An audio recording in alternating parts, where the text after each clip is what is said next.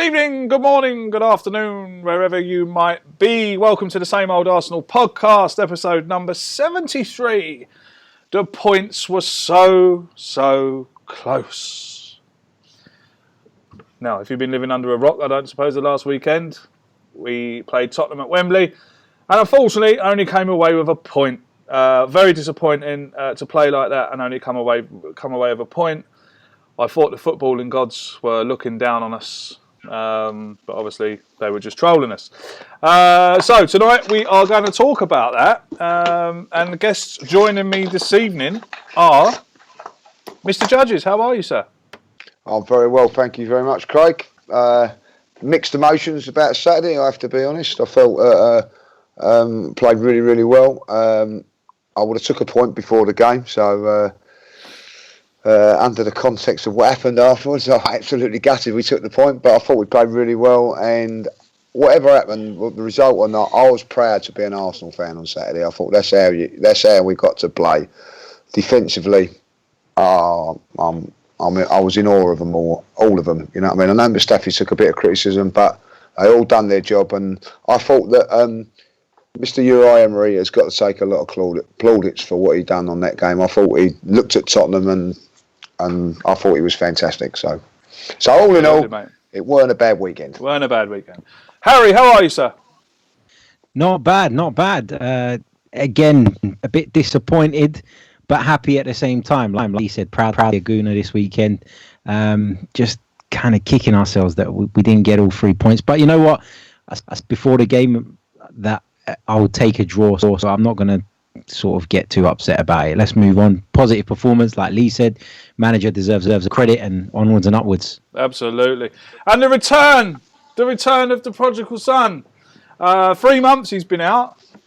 Just kept refusing to come on. I don't know why. But he's back tonight. Graham, how are you, sir? I'm really well, mate. It's great to be back with you. I've been throwing a Mesut Ozil, haven't I? A sickie for the last 3 months. No, I mean, obviously, as you well know, obviously, I had the issue with my mum over Christmas and New Year, and she's on the road to recovery. Brilliant news. Very brilliant news. Oh, brilliant. But more than that, my work rotas have been changing, so it's been obviously I've been off for a while, and I've been itching to get back on. I have to say that the guests you've had on, like Woz and Turkish, have been absolutely brilliant, and I've been watching the show. It's still the same good quality, and really miss you boys, and it's great to be back on the back of coming back on after such a positive performance at Wembley. I nearly said White Hart Lane, didn't I? But at Wembley on Saturday, so it's nice to be back, and looking forward to the show tonight. We've got some good things to talk about, I think. Absolutely. And someone else who's joining us this evening, but he's there, but he's in audio only. Now, Nigel normally looks at our chat box for us. He's still looking at our chat box for us via some great technology that he set himself up with at home. But we've invited Nigel on because he's been doing our moderating in the chat for the last God knows how long. And just to show him a little bit of appreciation, it's his 40th birthday tomorrow. So happy birthday, Nigel, and welcome. Thank you very much, Craig. Let me take Thank you guys. Let me take this chance to thank you on air in front of everyone for everything you do for us. It doesn't go unnoticed. Thank you very much, mate. Oh, it's a real pleasure, Craig. Real pleasure. Now, and like you guys said, I was pleased with the result, and that's what I predicted that result myself last week on the show. I predicted 1-1, right, and I was pleased to get that right. It's a shame that we couldn't get the 3 points, but a draw, as Lee said, I would take that. I would have taken that before kick-off anyway. So I think all of us would. I would have taken a draw before kick-off. I think anyone who says that they wouldn't lying to themselves, I think, a bit. But I would definitely take it. Now, just before we get started again, I've just got to say how proud I am of the 3 lads in front of me after their successful question and answers night with Nigel Winterburn and Kevin Campbell during the week. It isn't a sports bar, so well done, boys. Absolutely fantastic. Thank you, Craig, for sorting it all out. Thank you. You don't have to thank me. Craig, it was a privilege to be part of the event last week, and I think the boys and me really enjoyed it. It was great to finally meet Harry. Good. Obviously, I meet Lee quite a lot around the ground. But it's great to meet Harry last week. It's great to be part of the event. But the one thing I said to the lads that come out of last week, having to be up on stage interviewing your heroes, it's not something you do every day of the week, and it was an immense privilege. But it also showed me how difficult it is to do that job. And I said to Lee last week, it just shows how good you are when you host it, how you do what you do, because it's not easy throwing the right questions sort of like out there at the right time to get the conversation going. So I think I appreciated how good you are at what you do on this show last week, mate. So thank you very much indeed, mate. I appreciate that. And the feedback I got from everyone and from everyone for all of you was saying that fantastic. Lee, the way Lee took Lee done a fantastic job hosting it. Your segment, Graham, was fantastic, and Harry's segment was fantastic. Great feedback from it. So yeah, well done, boys. Well done. Hopefully we can do some more of that in the future. And you never know, I might get on an old plane and come and join you. So on that, if you do like a bet at the weekend, sign up to FansBet, link in the description. When you do sign up, choose Arsenal as the team you support. And then when it asks you for your branch, click the Same Old Arsenal podcast. You will help us along our way. If you want to donate to us live this evening, you can. Just press the super chat button. If you don't want to do that, you can subscribe to our Patreon for as little as £1 a month. Right, let's get on with the podcast. First of all, Lee, I'm going to come to you. We all know. Yeah. We all know what happened, right? Okay, we all know what happened. Now, after the game, all I saw on Twitter was Mustafi this, Mustafi that, Mustafi this, Mustafi that. Mustafi cost us the game. Mustafi out. Mustafi so clumsy. Mustafi so bad. Hang on now, 1 second.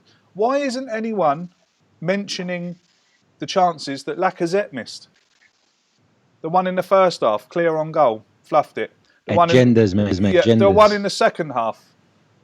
All he's got to do is tap it in with 2-0 up. He's fluffed it. Aubameyang's missed a penalty in injury time. Why is everyone blaming Mustafi? Yeah, I've got to go along with that. I think, and it's not for the first time this season, that our forwards have let us down by missing the chances. I think that, as we said earlier on, the Emery's set up absolutely spot on for this game.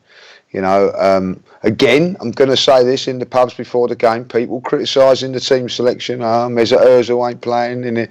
Torreira wasn't playing in it, which was a shock. I'm going to be honest. I wouldn't have called that one, if I'll be honest. Aubameyang wasn't playing up front, but I thought that from 1 to 11, it was spot on. The only criticism I got of Emery was that I think maybe he made the substitutions just slightly too early. I felt that Aaron Ramsey could have gone for another 5 minutes, at least 5-10 minutes, I thought, because of the work rate and everything there. And I just think that he took Lacazette off 5 minutes too early, if I'll be honest. Just as he missed that chance, he took him off. I thought that, but I will say with Lacazette, he missed a very, very good chance in the first half. But, he did assist for the goal for Aaron Ramsey, done well there. But I will say something, that there was a method to everything that he done, Craig. Trippier in the first half was bombing forward, and in the second half, I felt Lacazette and Iwobi come into it a little bit more in the second half because they wasn't doing it as much. They actually said that. Pochettino said that, or was it Danny Rose said it? It was a war cry that he gave him. It couldn't have been much of a war cry because it came out like we was even better in the second half in stages. And I honestly felt that we was going to. I said, if we can keep it to about 70, 80 minutes, I felt that we would go on and get another one. And I don't know about you guys, but I always felt on the break we looked really, really dangerous. We created more chances than I thought we was going to do, and I think that when Aubameyang come on, that was spot on as well because they were really pushing for it. So it was the ball over the top, which we spoke about before. And I thought Aubameyang, to be honest, done really, really well. Won us the penalty, if I'll be honest. And then prone to miss it, So, yeah. And the thing with Mustafi is what people keep going on. What did he actually do wrong? He gave away a penalty, which from a penalty that we shouldn't have been. If he was on the side, he probably wouldn't have had to have done that.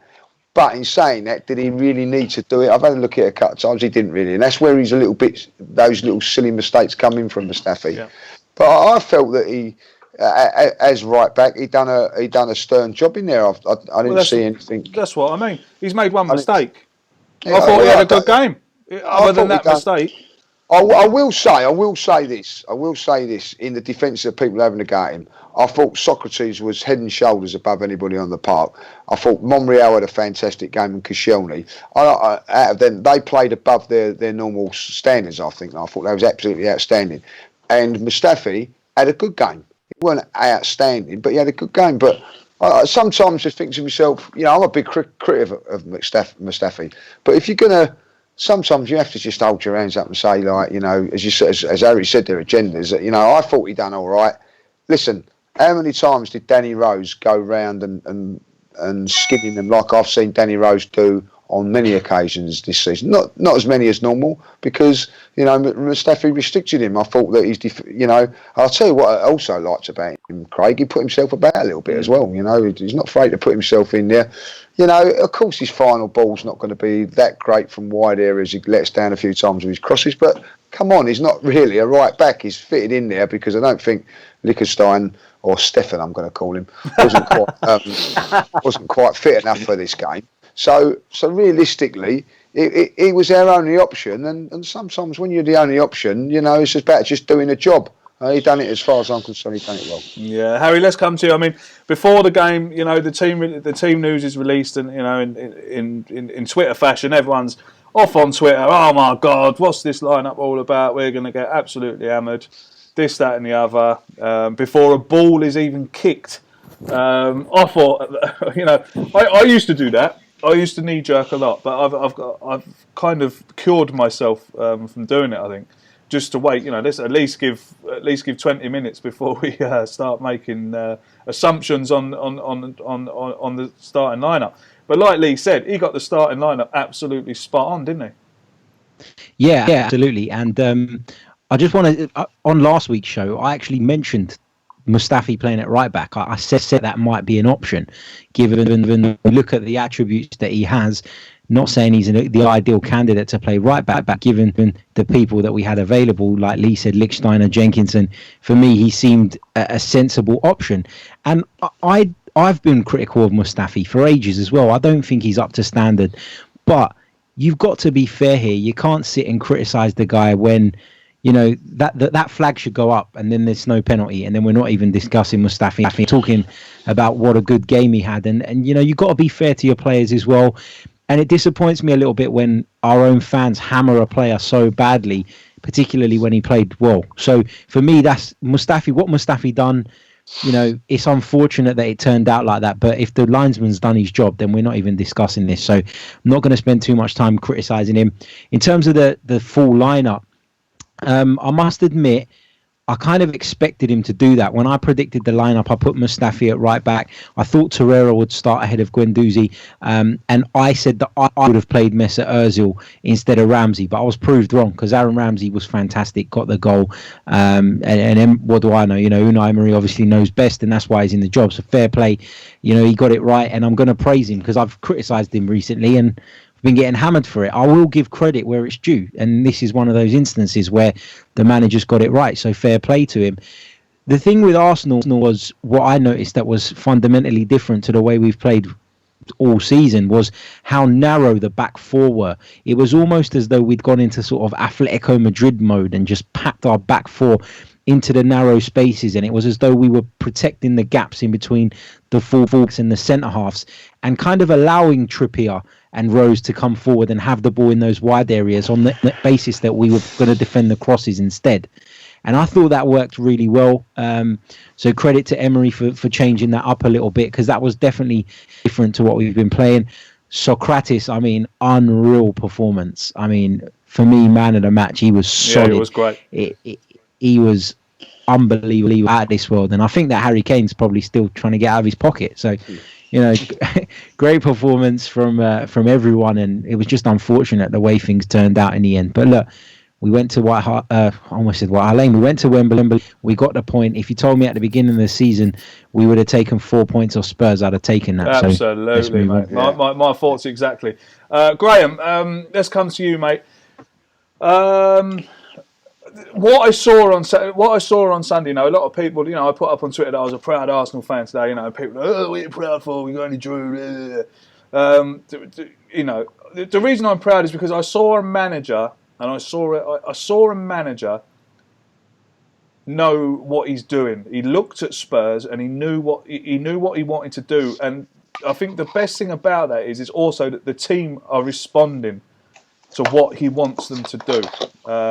So to see Emery actually, looking at other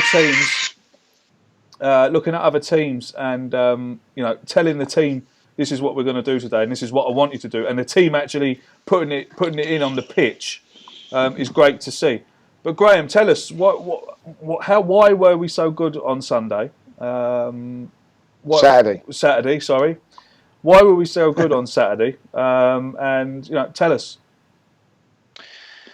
Well, I think he proved what a really good coach he is.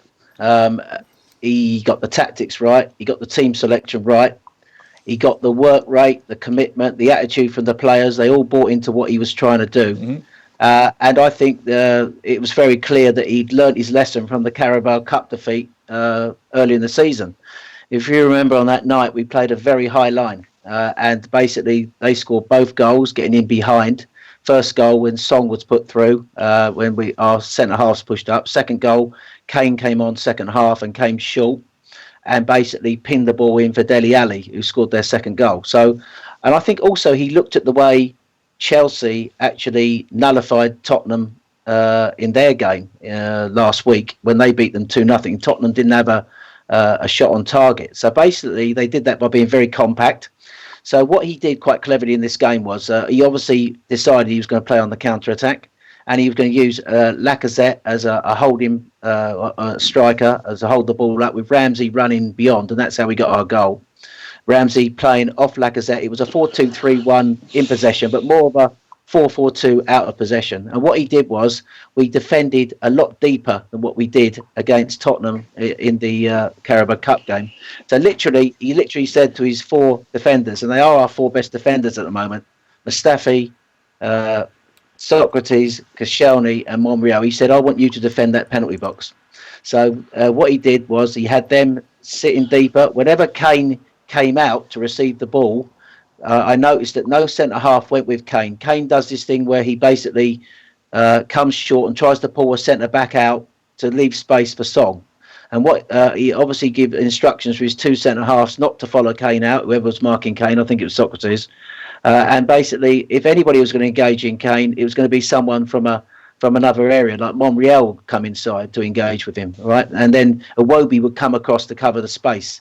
So he did that really well. He also, what he quite cleverly did, he had Guendouzi marking Eriksen. Eriksen is probably their most creative player. And basically, in that game, his pass completion, his creative passes dropped significantly because he literally, apart from the shot, which Leno made a fantastic save from, and then the double save with Sissoko following up, I don't think Eriksen influenced the game at all. So he snuffed Eriksen out. He prevented Song from running in behind with the deeper defensive line. And what he did quite cleverly is because Tottenham set up in a 3-4-1-2. So basically, he basically stopped them, in my opinion. I disagree slightly with Harry and Lee. I think he stopped them playing from in the wide areas. Basically, in the system he set up with Iwobi and Mkhitaryan working back in a 4 and also working in tandem with the fullback. So I think he nullified all Tottenham's strengths. That's the fullbacks out wide who didn't get their normal crosses in, and also Eriksen in space between the lines, and also he stopped Song from running in behind. So all Tottenham's strengths. Tottenham, what I call, are not a great creative team. They're not not a team who basically are creative through the centre of park. What they do is they knock a lot of long balls out into wide channel areas, try and get those first balls to get crosses into the box, and also Kane tries to draw out a centre-half for Song to run in behind. And what he did quite cleverly was he set up the team to nullify those strengths and to hit him on the counter-attack, and it worked beautifully for the first goal. Had our two centre-forwards been on their game, it would have been just about the perfect away performance, Craig, because the only thing that was missing, I thought, was the result. Yeah. But what he's done in these two games against Tottenham, he's showed what a good coach he is. When we played him at the Emirates, we were losing 2-1 at half time. He tactically turned it around and went 2 forwards up top with Ramsey running through the middle in a more of a 3-5-2, I think he went that day. And then so he chased the game and he played with the split strikers, dragging their centre halves out wide to leave the space for Ramsey. In this game, an away game, where we needed to match him for intensity, for desire and for hunger, he chose the right players. It was system over personnel, I thought. Yeah. I disagree with Harry. I don't think this was a game for Ozil. I said it last week. This was a game that Ramsey should play in. I think Ramsey and Lacazette are a great combination for this type of game. I think Ozil and Aubameyang are perfect when we play at home, where Ozil we get more of the ball. Ozil can express himself and Aubameyang can run onto his through balls away from home. I think Lacazette and Ramsey is a combination. And he set us up. I think what he's done, just one final point. All right, Liverpool and Man City are ahead of us at the moment. Look, Man City particularly. But if you look at our record now against Chelsea, Tottenham and Man United, we played 5 games against these 3 big opponents. And our record in those 5 games so far this season in the Premier League is 1-2, drew 2, lost 1.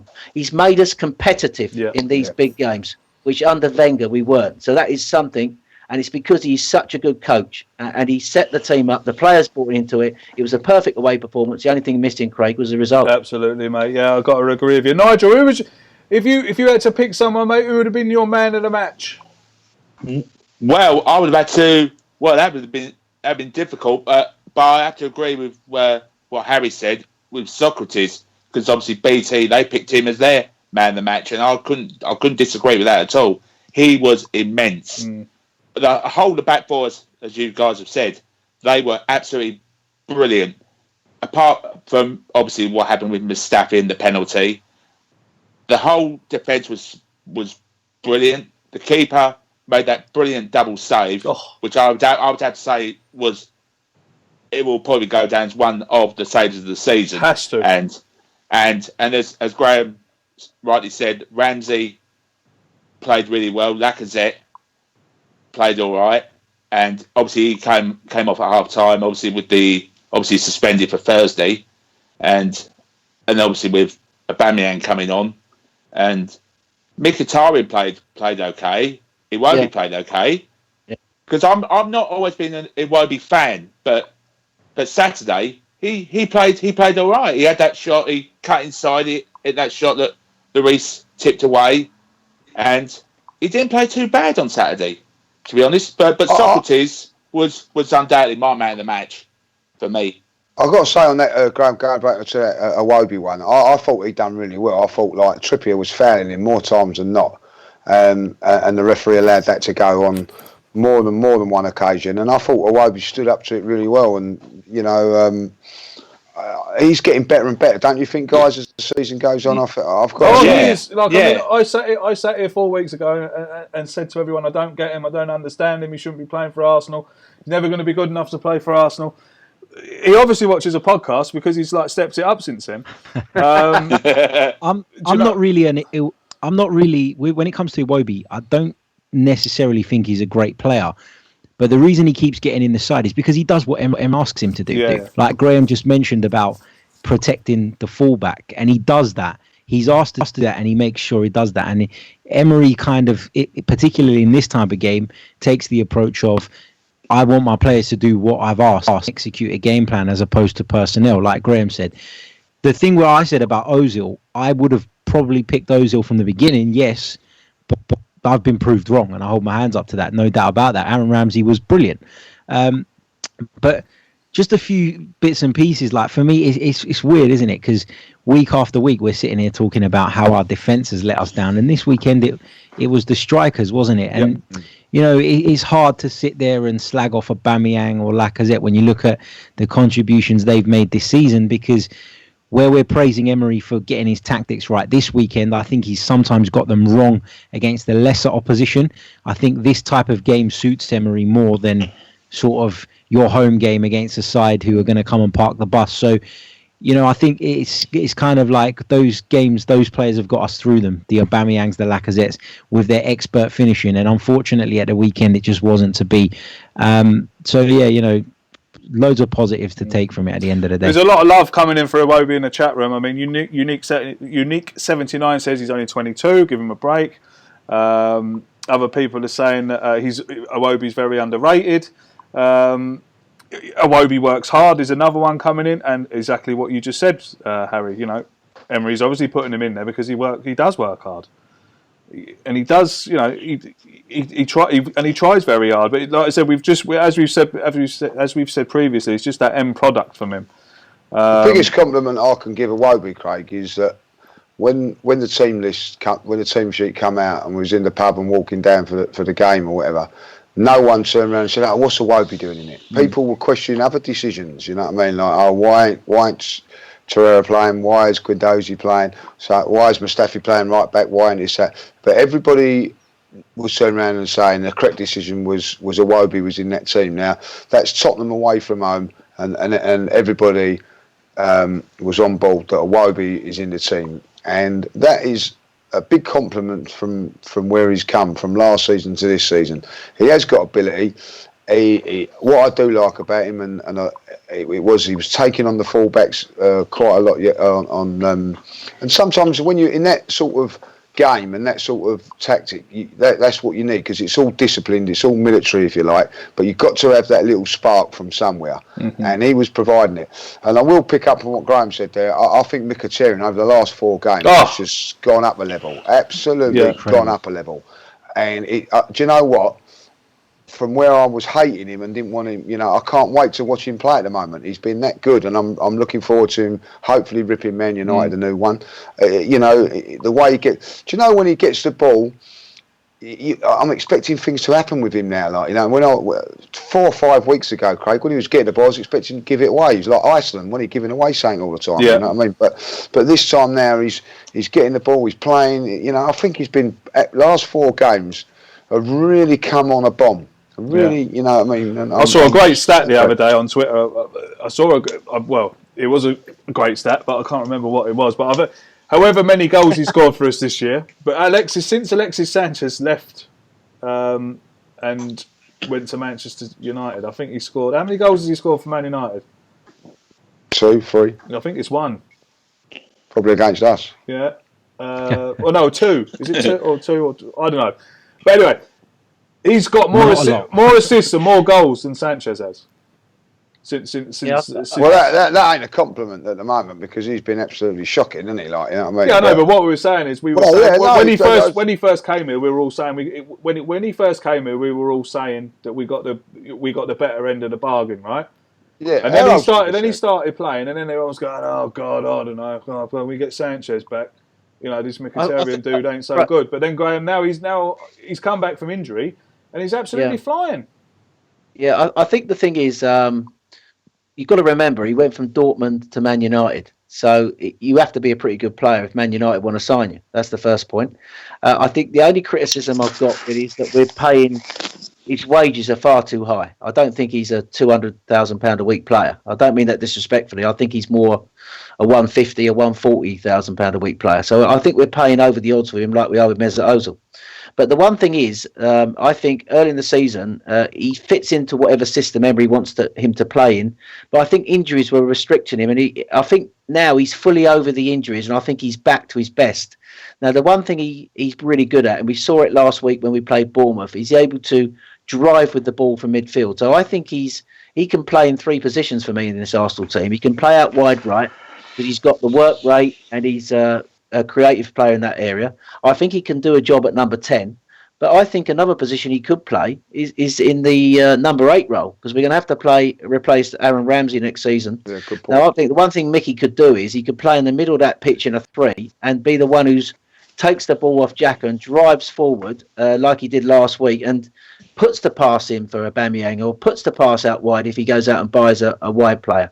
I think he's a really talented all-round footballer, and on top of that, he works really hard for the team. And I think he's been underappreciated by the fan base, simply because I think the team have struggled in certain games to create. But I think overall, you're seeing now how good he is. I think I agree with Lee now. I think the last 4 games he's been exceptional, and I think his confidence is higher. And it'd be great, wouldn't it, if he could take that into the Man United game on Sunday? Absolutely. Nigel, what do you think about Mkhitaryan's input since he's come back from injury? Well, I totally agree with what Lee and Graham have said. The last 4 weeks, he's been like a new player, and I'm pleased to see him play really well again, and looking forward to seeing him. Hopefully, as Lee said, give United a good one on Sunday. Yeah. Would you rest? Would you rest him on Thursday? That's an interesting one. I would actually. I would rest him. Make sure that he's fully ready for Sunday. I would rest him. Would you rest him, lads? Lee, would you rest him again? I'd make lots of changes. So you would? Harry, would you rest him? Yeah, like while we're still in with a chance of getting into the top 4, we'd be crazy not to go for it. I think that I'm not saying we should take Ren lightly. I'm not saying that at all. But I would, like people like Mesut Ozil only got 20 minutes, so he's got to come into the side or somewhere along the line. Definitely now Torreira's got to play because he can't play on Sunday, so he's got to play. So I'll probably rest Xhaka or Xhaka in that game if I would say that. I'd rest Monreal because of I think he's important to our defensive structure against a team like Manchester United, bringing Kolasinac for this one. So and obviously Leno's going to get a rest anyway, and I think Socrates is such an important player for us come Sunday as well. I think to Mark Lukaku. So I would give him a little bit of a break and bring back Jenkinson at right back. Yeah, I reckon there should be 4, 5, 6 changes. We can afford to do that. They can't. They've got to go with a understrength side on Wednesday. Yeah. They've got to go. They can't rest players. You know what I mean? So let's just try and get as many advantages as we can. Harry, would you rest him? I'm not sure. It's a tough one because I've spoken to a couple of people this week about Ren because they're not a team that I know a great deal about, to be honest. And I've heard from people that they're a very talented team that have been very inconsistent this season, and so it's a bit of a dangerous game to go there and completely change things because we're away from home and you could find yourself a couple of goals down and then you don't know how it's going to turn out in the second leg. It's a massive risk to take. I kind of would make some changes, but I'd make the changes that Lee mentioned, the ones that kind of just naturally make sense, like Ozil coming in, Torreira. But I would go out there and completely change the starting 11 because think that, whilst we're doing well and we're in the race for the top 4, I still feel like the Europa League is a safer option in terms of guaranteeing us Champions League football next season. Given the teams that are in it, I think there's more chance of us doing that than the league. So just on that basis, I would make some changes, of course, like Lee said, but I don't think I'd go in there and completely tear the team sheet up and start picking people out just for the sake of it. Absolutely. Graham, I mean, we've got Denis Suarez. I mean, if we're going to risk Mkhitaryan, I mean, Denis Suarez would be a good player to come in to replace him. Great point. Yeah, that's what I was going to say. Actually, I was going to say this: if this is a game where you could bring Denis Suarez in. No, you weren't. No, you weren't. I was going to honestly. I was trying to get in there, but this. I mean, if he's not, he's how many minutes has he played now? About 80 minutes. I don't know if he's played that. About 18. Yeah, I don't know. I'd say 20. I'd say. I think it's going to be a hard ask for Mickey. Mickey played. That was such an intense game, and Man United will be another intense game. Yeah, exactly. That's brilliant. Good call. So I think this is a game where Suarez would come in on the right-hand side. And if he's going to play him, he's got to play him sooner or later. And I'm not saying we make wholesale changes. I think the system's got to be right, and it's the players who fit the system. But Suarez for Mkhitaryan seems to be a swap that suits the system, Craig. Yeah. Okay, look, let's move on to the dodgy decisions. We can talk about how Lacazette and Aubameyang didn't play well. We can talk about how Mustafi's given away a penalty. We can talk about how he didn't put the game away to bed itself. It's clear for everyone to see there. We have been robbed of 3 points at Wembley. Lee, let's start with the offside call. When that free kick went in, we've got referees like Dermot Gallagher on Sky Sports telling us that. He was right to give the penalty because he was right to give the penalty because it's a foul. Then we're getting people telling us that he wasn't right to give the penalty because you have to be in a position to play the ball, and Harry Kane wasn't in a position to play the ball, which again is, it goes around in circles because you've got to move towards the ball to try and play it anyway, haven't you? I mean, so but look, it's clear for everyone to see. What do you make of the linesman leaning? Well, it's a sackable offence. Do you know? He's leaning because he's not in line with play, and it's cost us. Of course it has. It's cost us from that point of view. And I'm going to be honest, they didn't look like they was going to score. The only way they looked like they might score is from a set piece or a penalty. When they got a set piece, and I was a little bit worried. Do you know what? I don't worry about it so much on corners at the moment because I think we organise ourselves and set up brilliantly there. That's a plus for the defensive side of our game. But I did think that's the way that they were looking to get in. The end of the day, I don't know if you've seen the clip with Robbie Savage. He's turned around and said, "There's no excuses. He should be. It's a dead ball situation. He should be in line, and he wasn't." And what gets on my goat is that you've got referees which we're paying for, by the way. You know what I mean? Like we're paying for through our subscriptions to make comments, and the comments they're making, right, is. They're trying to make excuses why they didn't do it. You know what I mean? Just come out and say, do you know what? He's got it wrong. And at the end of the day, he's a human being. Everybody's going to make mistakes, you know. I've got to say, the refereeing decisions for both sides on that day were absolutely awful. They were terrible. It wasn't just the 1-1 Harry Kane. You know what I mean? I don't think it's a sending off, but it's a definite foul in the book. He didn't even get a foul for that, by the way. You know. He see what now for me, right, this is what really gets me on my goat about the FA, right? He's seen the stamp on Sanchez, right? He's seen the tackle by Rose, and he doesn't deem them sending offs, right? Well, if you've seen them and you're not giving them, you should not be in the job, right? So as soon as he admits that he's seen them. By the way, if you admit these, Taylor, you're sacked. Do you know what I mean? Like, so, I didn't see him, because he's going to say that. You know, it's pathetic. It's pathetic. You know, I'm not being biased on that. If Torreira gets sent off for endangering the player, because let's face it, on that, he wins the ball. Right? Let's get that into facts. He wins the ball.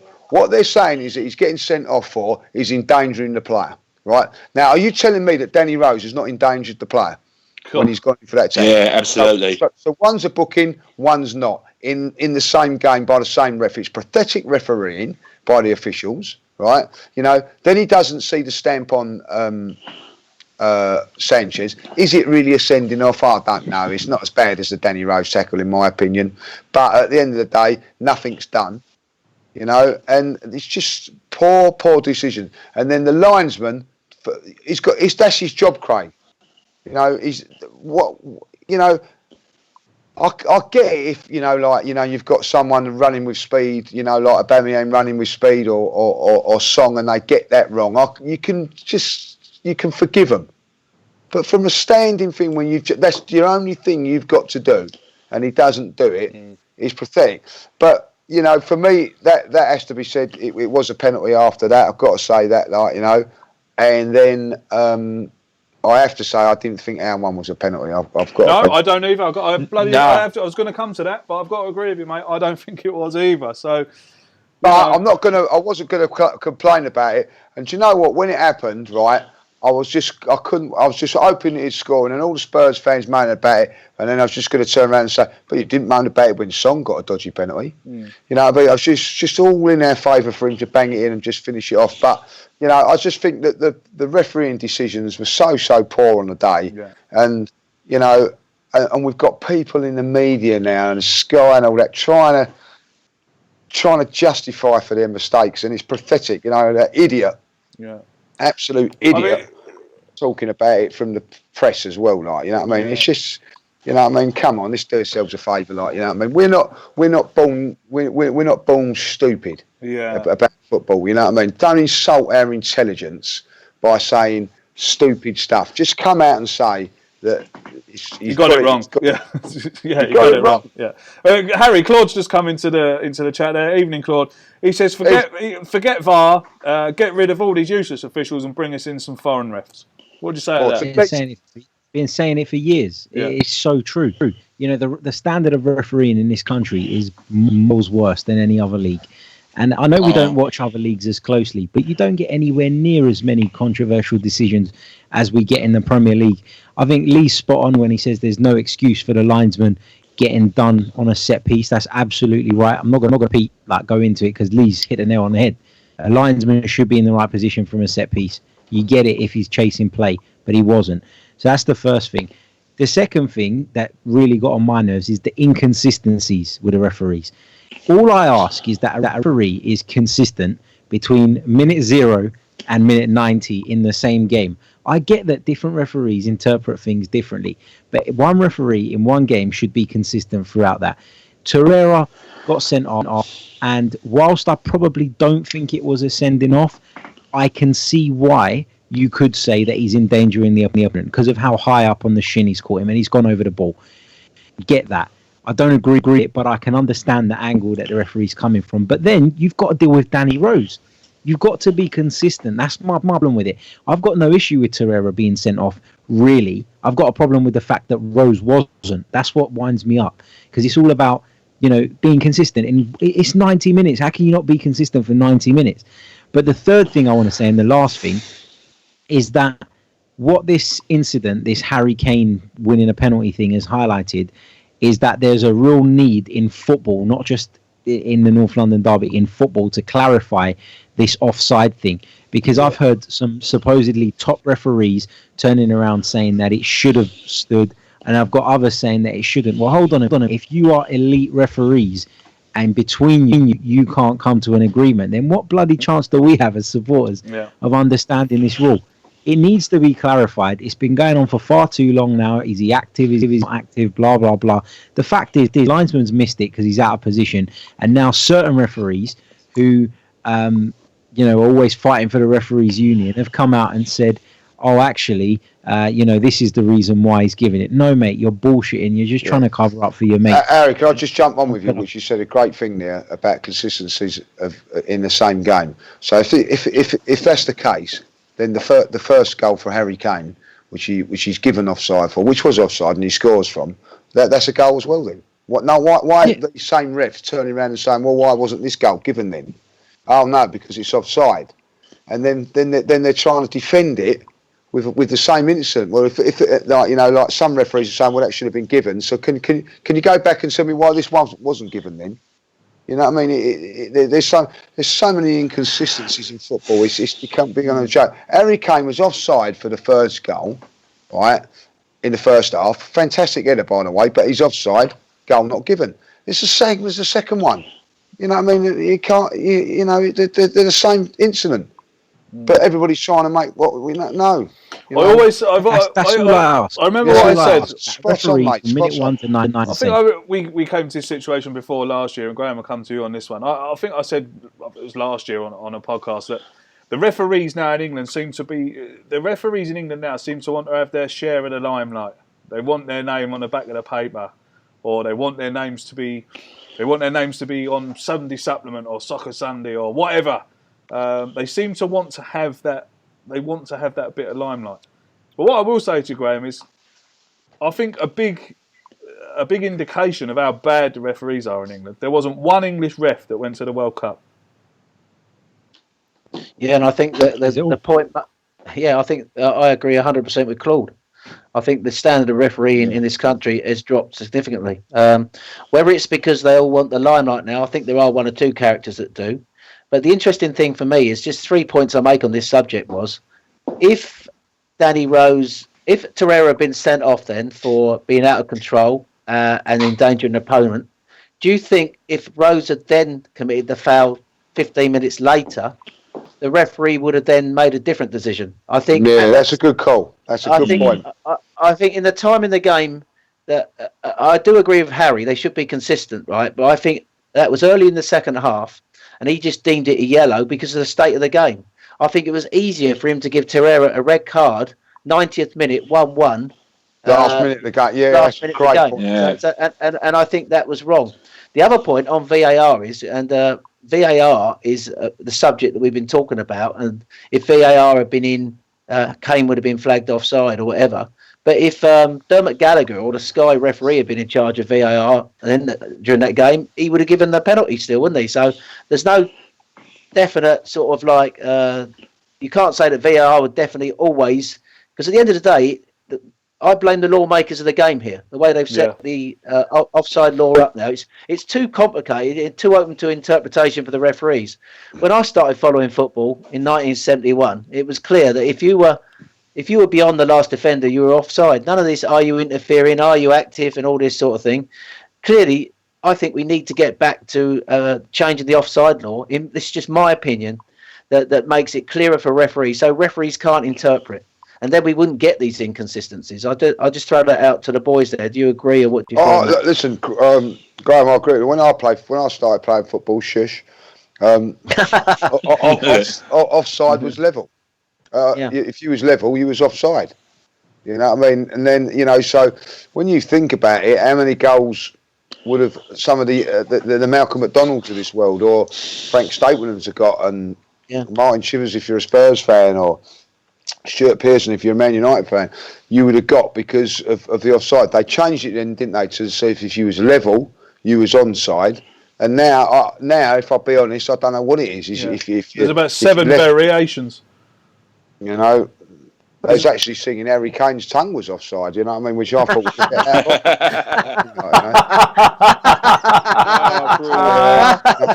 Yes, that's very wrong. That is whoever. Yeah, it was. I thought it was. Whoever sung that should be ashamed of themselves. And I do not condone that sort of talk. No, absolutely not. Nigel, what do you reckon, mate? Do we sack all the referees and go robotic or what?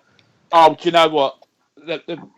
Jermaine Genius was saying after the final whistle that he thought that the referee was appalling, and I for one, I cannot stand him as a referee. He has got the biggest ego, like Mike Dean has. He's got the biggest ego in the. He should not even be allowed to referee at this level.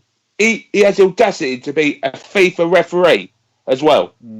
He's not even good enough to referee at non-league level, which I go and see very regularly with my local team. Yeah. And there are some shocking referees in that league as well. There was one on Saturday with my local team when one of our players got sent off after the final whistle for swearing, and the manager was literally 2 yards from him, and he did not hear him swear at all, because I saw the highlights last night, and he got sent off for swearing, and the manager said no, he didn't. But there are some shocking referees in this country, as Lee and Graham and Harry have said. Absolutely. I can understand why there wasn't no English referees at the World Cup last year. Absolutely, because there's no coincidence, is it? They're absolutely shocking from top to bottom. The only decent referee there has been in recent years was Howard Webb.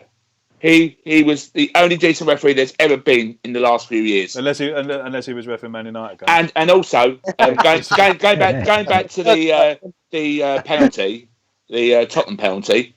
Peter Walton, who was working with BT, he said it was offside, but he would have given the penalty as well. You see, I don't see how anyone can say that. If it's offside, how are you giving that? Yeah, if it's offside, then it shouldn't be a penalty. It shouldn't be given.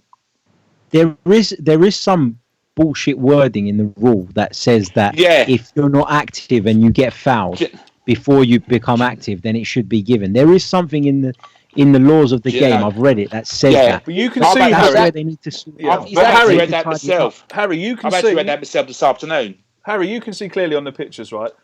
If you're making a dart towards a ball, you're active. Simple. Yeah.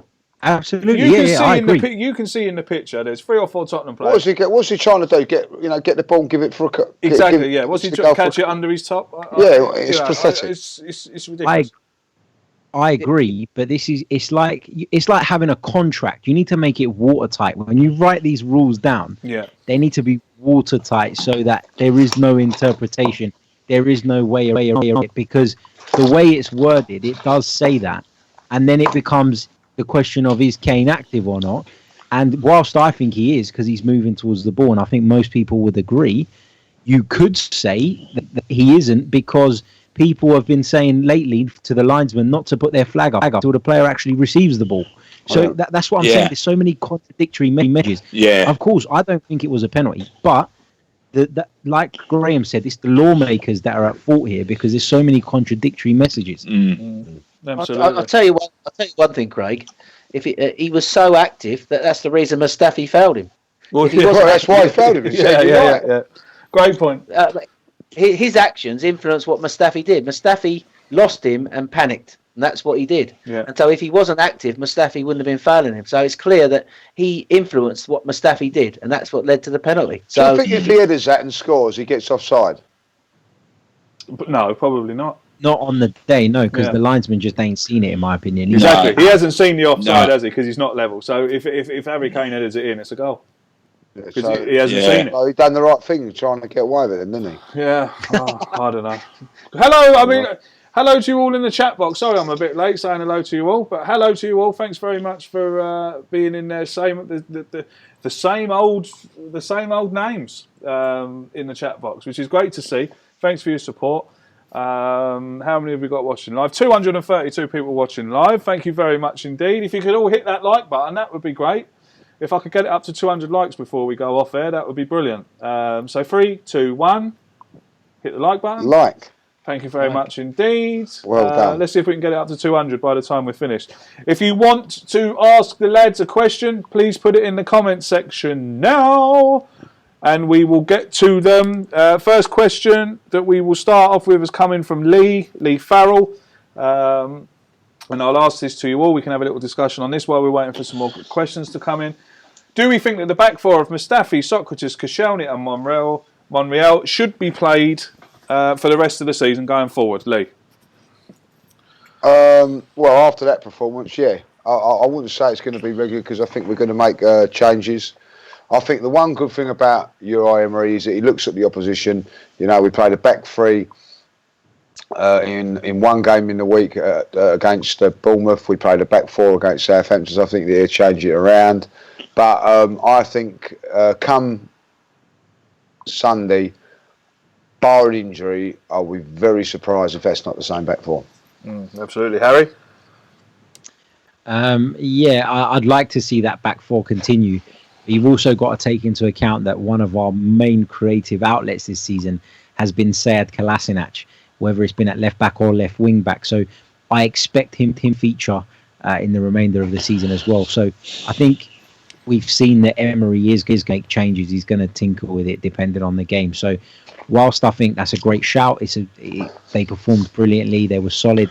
And I think Monreal is a better defender than Sead Kolasinac when it comes to certain games where you can afford to have your left back bombing on a little bit more, and you need a left back that can produce and come late, as opposed to being marked and arriving from those deep positions late and causing chaos for the defence. I think Kolasinac is the man for that. So whilst I agree with Lee, it's a great defence and everything, I just think that given the way Unai Emery's been doing things so far, I expect him to make lots of changes between now and the end of the season. Graham, what do you reckon, mate? I think there are four best defenders available to him at the moment, and I think, but we also have to say that it wasn't just the four defenders that we had; it was the team structure and the team shape. I think that has to be said. It's not just a case of we often criticise that we're poor out of possession because. And you could have the best defenders in the world, but if you're totally unstructured off the ball, it doesn't matter who your defenders are. So, although we give credit, it was not just they defended well; it was the way Emery set them up. We defended deep with a shape and a structure, right? And that certainly is a good back line to go for when we play the bigger teams, the where we need to be competitive and more solid, right? So that's I think what he'll do. I think when he plays other sides, lesser sides. Who I think the Kolasinac, he will revert to the back three with Kolasinac in the wide area because he offers us so much going forward when we want to open teams up. So I think that one thing we've said about Emery, I think I've said it frequently. I don't know the identity yet of an Emery team, and I think Lee has touched on it when he said he sets the team up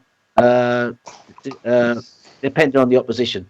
And I think that's what he did against Spurs. He set that team up to be effective because he thought it'd be the most effective way to beat Spurs or get a result at Spurs at the weekend.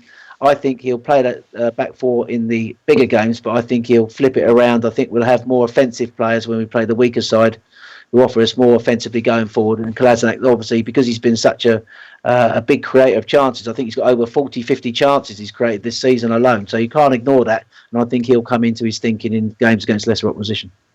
What do you reckon, Nigel? Do you reckon he should stick with that back four?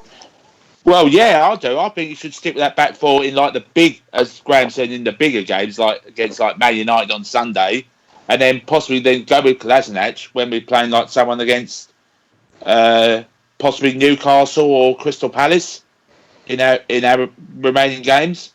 Yeah, that's how I think you should go with.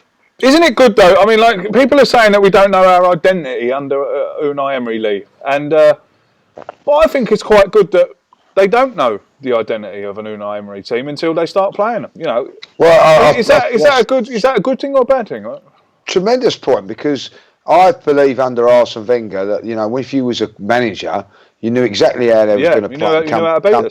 Come Saturday or Sunday, whatever. So you could you just train that week because you knew exactly what it was going to be.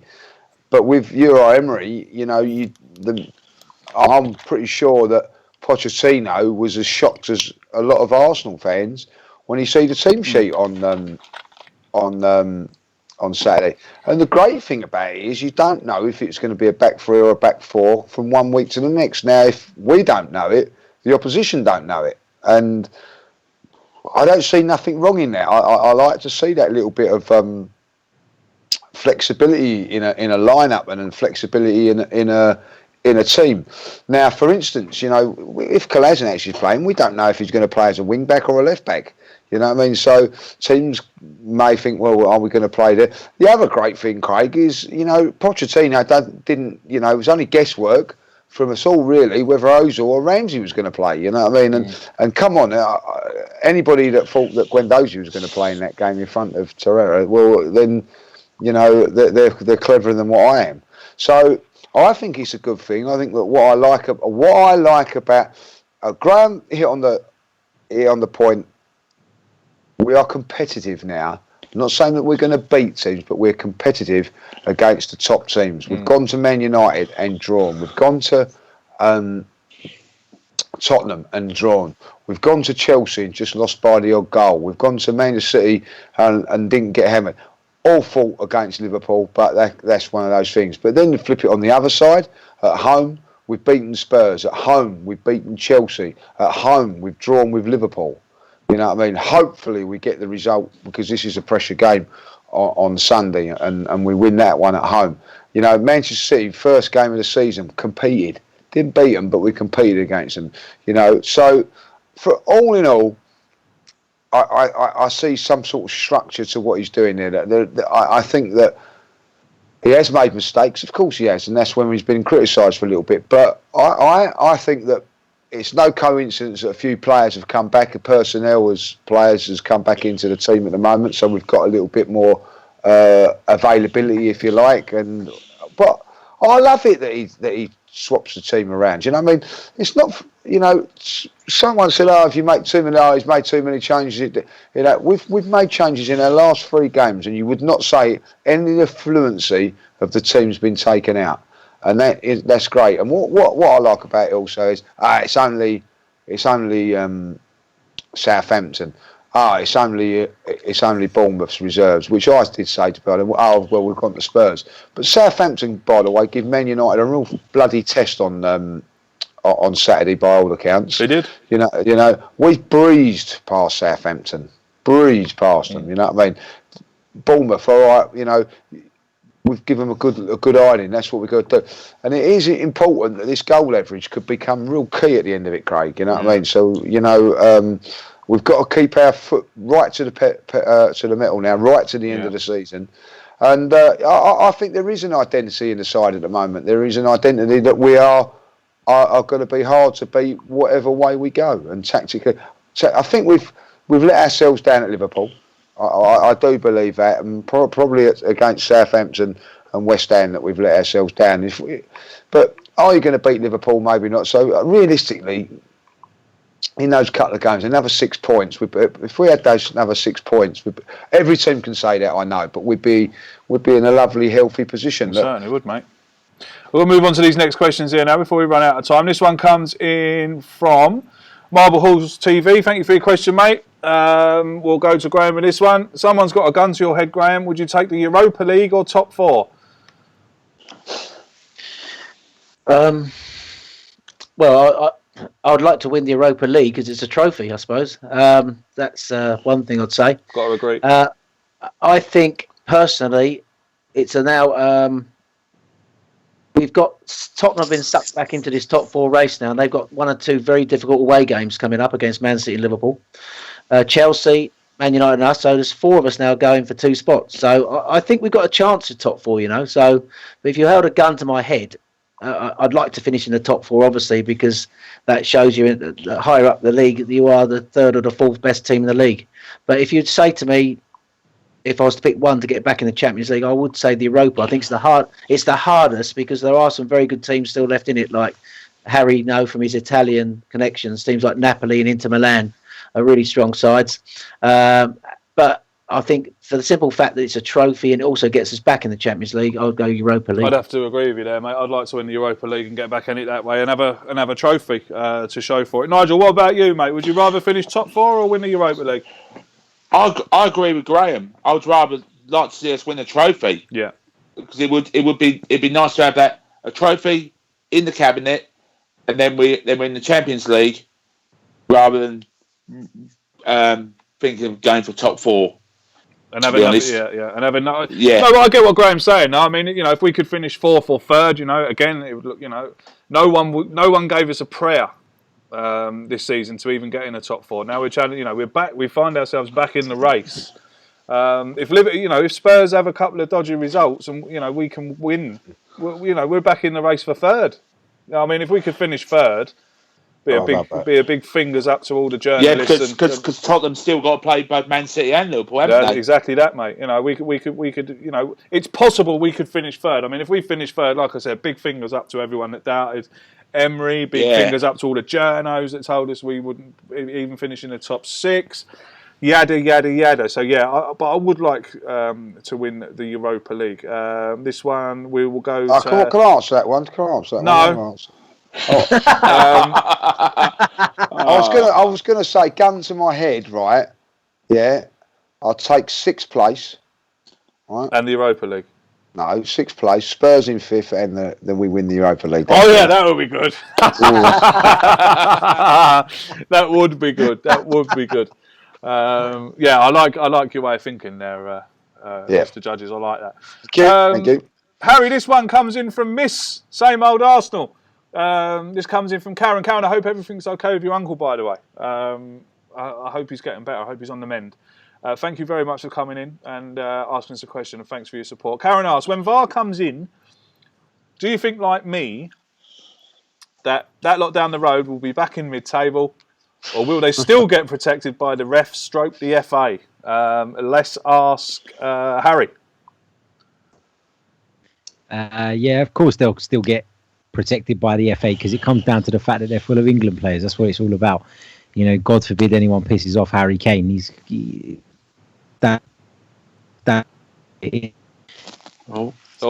losing him. He's gone. Just preferential treatment. The FA. Start again. Start again. Sorry about that. Yeah, go on. That's right. Where did I get up to any of it, or did it just start again? Okay. All right. No, I think that there'll always be certain clubs in this division that get preferential treatment. It used to be Man United under Alex Ferguson. Jokes aside, I know we take the piss out of Spurs and we keep saying that it's them, but I actually think Liverpool have had an unbelievable amount of decisions go their way this season. VAR is going to solve some things. It's going to cut out some of the errors, but there is so many subjective decisions as well that we're still going to have stuff we don't agree with. I think people's expectations of VAR just need to adjust slightly. You need to think that VAR will help and improve the overall percentage of decisions we get correct, rather than solve the world's problems, because it's certainly not going to do that. And at the end of the day, it's a human watching it, isn't it? So this preferential treatment that certain clubs get, it's going to continue. Well, it's like Graham said earlier. A human has still got to make the decision.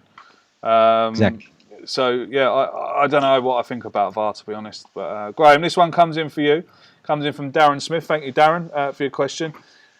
Graham, can you see us winning the league in under three? Can you see us winning the league in the next 3 seasons under Unai Emery? No. Controversial. No, I mean, first of all, what Emery needs to do, he needs to come out and say, we're going to win the league in the next 10 years, like what Poch said. Because Pochettino came out and said we might not win the league for 10 years. And I bet Harry Kane was sort of looking at Real Madrid, sent his agent out to Madrid to get a deal done straight away when he said that. No, look, I'll be honest about it. I mean, I see Emery as the manager to get us back in the Champions League. I see him as someone to build the bridges to get us back in the Champions League, to get the better players coming in. And I think probably it'd be the next manager that comes in who builds on the work that Emery done, who have us challenging for a title. I'm not saying Emery's not capable of that, and I think he's an outstanding coach. But you have to see where he come in at. First of all, he followed an institution in Arsene Wenger. So he had to deal with a lot of the things that were wrong with the club as Wenger was entering his final years.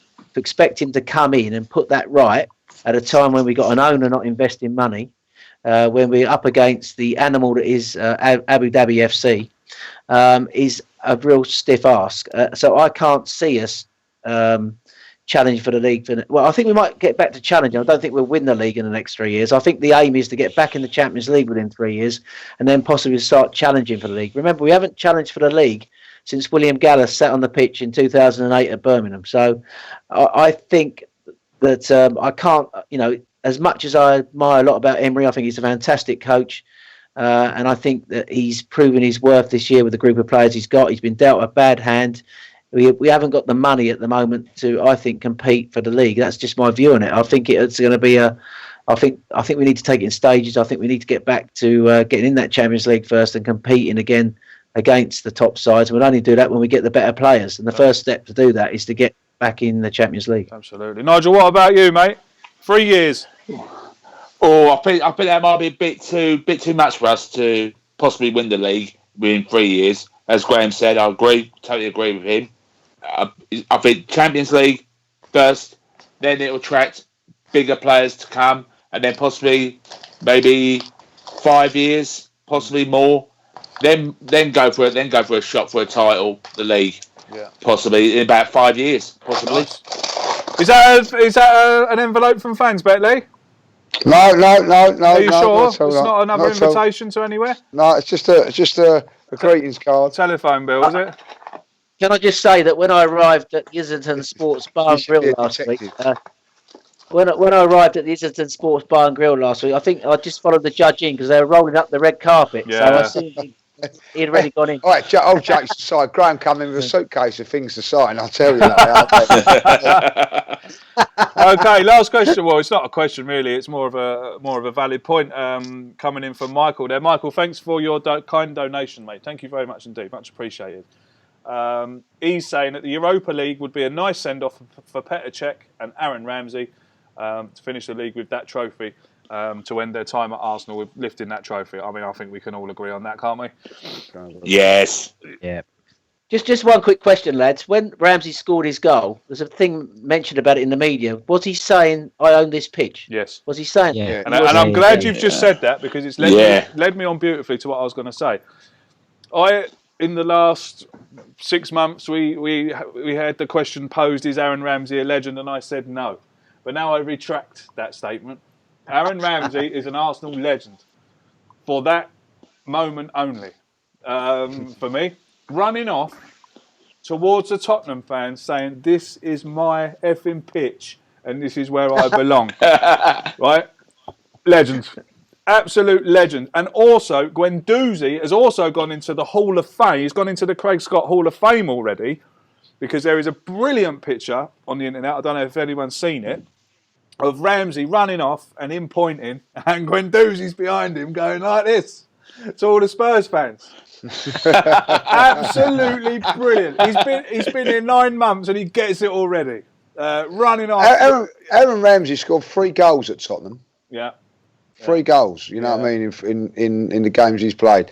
You know that. But how poignantly would it have been if we'd have won 1-0? Fantastic! You know, I'll ask this question now because we've said on the way out when he went through. I had no doubt that he weren't going to score. I knew he was going to score that goal, but he had doubt. I just knew that he was going to score. You know, and I think that shows the class of the player. I really do. I think his goal scoring is something to be looked at. And somebody said to me, you know, that's Aaron Ramsey's playground. And if it was going to be 1-0, I was use that like, you know what I mean? I said, can I use that like Aaron Ramsey's playground? I thought it was a great little thing to say, you know. And he has, you know, he's been sensational there for us. He's given us some great memories. And listen, I was talking to someone at half time, and you know, I say it now and I say it then. This time next year, we're going, God, don't we miss Aaron Ramsey? You know, I think when he's not in this team next season, we'll realise, you know, what a void he's left. Depends who he brings in the summer, doesn't it? Well, that does. If he replaces him with a better player, then nice. But yeah, I see where you're coming from, mate. I said that I said that I don't think we'll miss him. I'm still going to stand by my. I'm still going to stand by that, and I'm open to be proved wrong. But it does all depend, I think, on who Emery brings in the summer. Surely we've got to have some arrivals in the summer. Surely. You know, he's got to buy a few players. Definitely got to buy a centre half. He's definitely got to buy someone to replace Aaron Ramsey. Other than that, I think a new centre half and a replacement for Ramsey. I think we're good to go. Would you agree with that, Graham? No, left back. I think that if you look at them, obviously needs a centre back.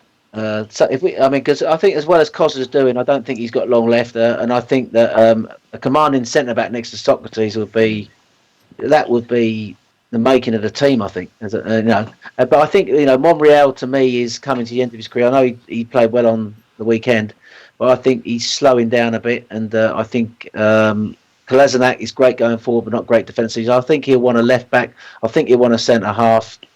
And I think I still think he needs a decent wide player. I do think that. So that's the areas. It depends how much the budget stretches to and what he sees as a priority. Because obviously I'd like 4 or 5, but I think left back, centre back, wide player would be my 3 off the top of my head. I don't know if the boys agree. Yeah, I agree with that, and I just think that what you said earlier on could be a good call as well. Mkhitaryan going into that Aaron Ramsey sort of role.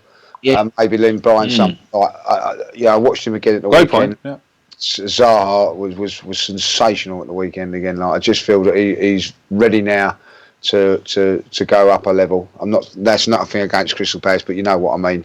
And I think that that's the sort of player that we need, Premiership proven. Yeah. Someone that can take on players and just give us something out on that other side, and as I say, like, we could save ourselves a lot of money if Mkhitaryan steps up to where he's done over the last few games. Harry, what do you reckon, mate? Oh, it's so difficult, isn't it? It all depends on how Emery wants to play things. I'm still not sure what his sort of final system is going to be, and then that obviously depends on what areas you need to strengthen in. I think Denis Suarez is going to be a done deal in the summer. I think he's brought him in the hope that he can settle in ahead of time and make the deal permanent. So I think that's kind of the first bit of business. But it's so hard to say. I think we need centre backs. We need maybe another option at right back. I think it's defensively that we've got to be looking to strengthen first. Absolutely, Nigel. Yeah, I couldn't agree more.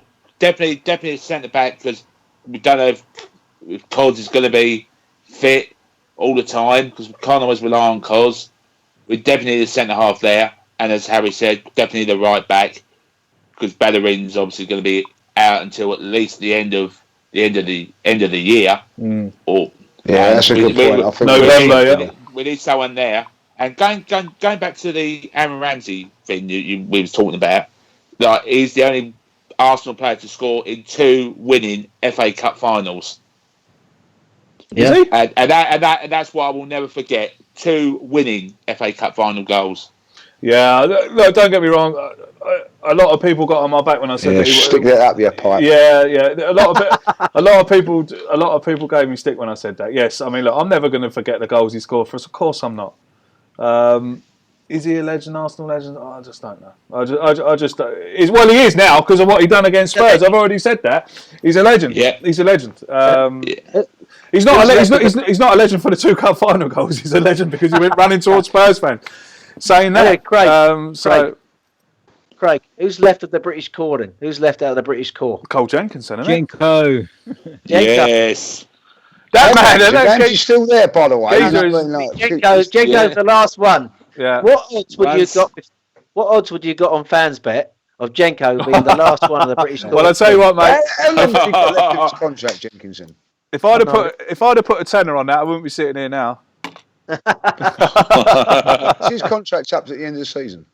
I think it is, but I think I've read that Emery's going to give him a new deal. I think I've read somewhere. I'm pretty sure I read that somewhere. Why are we all so surprised anyway? If Emery keeps him, I thought he'd done well the other night. Yeah. Done okay. I think he's done okay. Yeah. I thought he'd done well. Was it against Bournemouth? I think, wasn't it? I thought he played really well. Yeah. I think he'll play on Thursday night. I do too. Right, we've been going for an hour and 15 minutes exactly. We'll call a halt there. Goes quick, doesn't it? Yeah, it goes quick, yeah. What's that, Graham? 15 minutes left then, 75 minutes. Are we going to make any subs or are we carrying on to the 90 minutes? So we'll have to. I'll tell you what, right? I'm going to finish now to everyone's disappointment because I think I'm getting the man flu. Oh, no. Oh, no. And I'm not been very well today. And I went today. I went for a full body massage. Oh. Right? Because I like to treat myself every now and then, you know. Now this girl who does the massages, right? I always think, well, that ain't a geezer, is it? But this girl, right? I don't know what massage parlours you go to, but I certainly frequent the ones that you do. Massage parlour now, is it? Oh, it was just very. Well, it's not a massage parlour. It's a massage parlour. What's the word? It's Thai massage parlour. Yeah. It's a salon. Okay. Oh, it's a salon now. It's changed now. But this girl, if I showed you a picture of this girl, you'd think she couldn't hurt a fly. By Christ, she knows what she's doing, and I am in pain right now. Sitting here, I am in pain. My legs hurt, my ankles hurt, my back hurts, my arms hurt, my legs hurt, my neck hurts, my shoulders hurt. Everywhere hurts except for the extremities. Right. So, Craig, did she have the flu? What's that? Did she have the flu? Did she have the flu? No, I don't think so. I think how we've caught the flu because my poor missus is sick as a dog as well. I think what happened is we had our little girl's birthday party yesterday. She was 9, and we had 2 parties for her. We had one up at the sports centre here with all her mates, and we had one at home with all the family. Now, the one up at the sports centre, it was absolutely teeming with rain. And of course, Mummy and Daddy was in and out to the car, doing this, doing that, getting this, getting that, and we got absolutely soaked. And we were wearing wet jackets all day. So I think that's why we've got a little bit of. I think that's why we're feeling a bit sick today. But anyway, before we go, mate, can we just have a quick look at the Man United game? How we think we're set up and what we would take as a result? Just I don't know if you want to. How do we think we're set up? How do I think we're set up? I think we're pretty much the same as Saturday. We've got to do a job on Pogba. That's the big thing for me. Got a lot of players out injured. He's their main threat for me. If we give him time on the ball, he'll kill us. So when we played them in the FA Cup, we basically gave them too much space out wide, didn't we? Yeah. They were picking out wide balls, playing out round when Kolasinac was bombing forward, playing out wide into the wide spaces. So I think I think Emery. No Sanchez, Graham. No Sanchez. But he'll probably play someone out wide, won't he? Maybe Rashford could play out wide or Martial out wide. I don't know if they're get Martial. Is he back? Is he or? I'm not sure, but I think we've got to watch that. Just one question to Harry and Lee then. Would you take a point in this game? No. I would. No. We've got to win. And we've got to win. No, I said it last week. I will take 2 draws with Spurs and United just so we don't get beat. That's what it's all about. Our running is better, and I'd rather take our chances in that than go out trying to win the game and end up messing it all up. I'm just replying to messages in here saying that if you hurt after a massage, then she must be bad at her job, which is further from the truth. If you hurt after a massage, no pain, no gain. The girl done well. The girl done well. I think you're talking about a different type of massage, Craig. That's why. I don't know what you're talking about. So Man United, got to beat them. No. I honestly think that penalty on Saturday it will be so crucial, not just to us but to other teams as well. I think that if that would have gone in, I think that other teams would have been real in reverse a shout as well. But that 4 points for Spurs, I think, has just put a little bit of pressure on this game. But if we beat Man United, then that's a fantastic point. I think, like, you know. And I think the winner. Beat them. Sorry, Lee. Go on. No, if we're at home, we've got to beat them. Yeah, I think the winner of that game finishes in the top 4. If we beat Man United, we'll finish in the top 4. If they beat us, they'll finish in the top 4. That's the way I see it. Do you know what? I'm going to say this. I think that if I think you're right, but I think if Man United beat us, they'll come third. Yep. Yeah, that's another good way of looking at it. What about midweek? We have I don't even know how to pronounce it. Is it Rennes? Ren? Take a draw. Yes, absolutely. Take a draw. Are we away first? Yeah, away first, because we were at home first, weren't we? Yeah. Harry, what do you reckon we're going to do there? Take a draw? I think we'll win, but I would take a draw, because they've got quite a few decent players. Not to be underestimated, I've heard. That's right, and Hatem Ben Arfa will be looking to stick it to Unai Emery as well. And we know on his day that he can be a fantastic player. Unfortunately for him, his day doesn't come that often, but knowing our luck, it'll probably come. Yeah. Why'd you say that? Hold my beer. What about you, Graham? I think we'll beat him. I think we'll win 2-1. I think we'll win in Rennes. I've got this funny feeling the Man United game's going to be a draw, though. Okay, Nigel, what are you saying, mate? Well, I'm going for a 2-0 win against Rennes. And then I'm going to go for a 2-1 win against Man United. Wow, Nigel! I like it. Now, because I put a prediction on the Gooner Talk last night, and Tom accidentally thought I went for a 2-1 defeat, when actually I went for a 2-1 win for Arsenal. And he useless, Tom, isn't he? 2-1 win. Yeah, that's what I'm going for. Okay, we're going to bring the podcast to an end there. Thank you very much indeed for everyone for watching. Nearly 300 of you at one point, which is a bit. Again, it's so consistent, unlike the referees. The support is consistent. It's great. Thanks very much. I hope you all had a great time. If you went to the Fans Bet event, I know some of you went. Can I just say something about that, Craig, please? You know what I mean? Like when we started the podcast.